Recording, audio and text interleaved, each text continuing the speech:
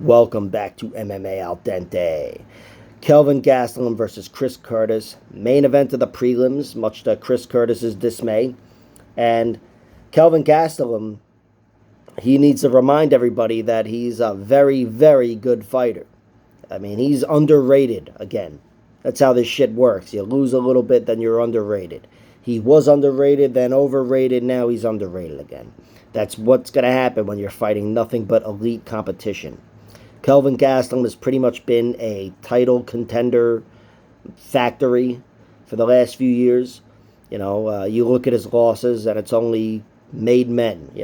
They become made men after they beat him. Chris Weidman and Jack Hermanson are the only two to finish him, and they did so with submissions. Jack heel hooked him in like under 2 minutes, and Chris Weidman weathered a storm and a knockdown and arm triangled him in round 3. I was at that fight.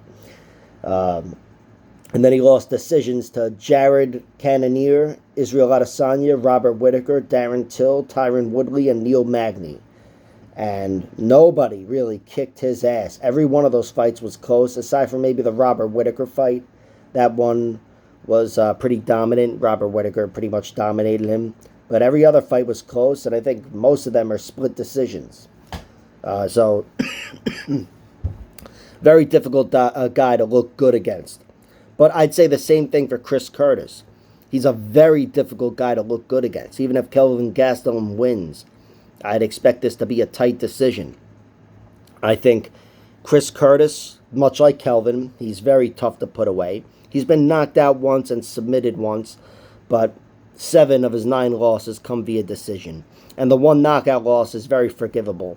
If you don't know who Ray Cooper is in the PFL, he's definitely their hardest puncher, and he's one of their best. He's their best knockout artist, so it's very forgivable. And the submission loss came way back when to Tom Galicchio, who made it to the Ultimate Fighter twice. Toothless Tom, fucking awesome guy, and I think they even became friends. He and Chris Curtis. Maybe I'm wrong about that. Regardless, he's pretty much a tough guy to put away. Chris Curtis. When you beat him, generally it's by decision, and he makes you work for it. And Kelvin Gastelum is a guy that I think he's more likely to get the takedown or attempt a takedown between the two, but still, he's typically more comfortable throwing down. That's more his speed, more his style. It would behoove him to go for takedowns here against Chris Curtis, even if they're only in vain, just to slow Chris Curtis down, because Curtis can be a little low output. It's cost him in the past. It almost cost him against Joaquin Buckley, in my opinion. But still, Chris Curtis, that's his style. He's a patient predator.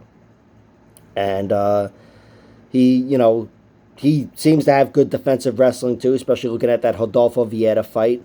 So I'm not sure if Kelvin mixing it up would even find success there. He was successful against Ian Heinisch. Works takedowns in that fight. That was his last victory and his only victory in the last however many years. But this is a very compelling fight. I think generally speaking, it's going to happen most on the feet. And if I had a gun to my head, I'd go with Kelvin Gastelum via narrow decision. I think Chris Curtis's patient predator style, it's not going to work against Gastelum. I think Kelvin Gastelum is too tough. He's shown vulnerability with his chin in the Adesanya fight, but that was just a fucking the war of all wars.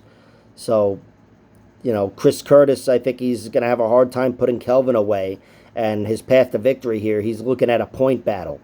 He's got to outpoint Kelvin Gastelum, and you got to find the right shots if you're not going to be Mr. High Output. So I'm favoring Kelvin Gastelum, but I'll say this. I think Kelvin Gastelum is going to bring up the output of Chris Curtis. Chris Curtis isn't going to sit back, because I'm sure Curtis knows he's fighting a guy that, is not easy to put away. So this one, I think it'll be close. I think it's going to come down to the wire, and it'll be a narrow decision, but I'm leaning towards Kelvin Gastelum because I expect a little more output and activity from him. And again, I expect durability from both guys. So we'll see what happens, but I'm not betting on this. Kelvin Gastelum via decision is plus 125. Chris Curtis via decision is plus 185. Those are the only lines I really looked at because that's what I consider to be their paths to victory. But I'll go with Kelvin, and I won't bet on it. Like, share, subscribe, all that horse shit. Check out my other videos.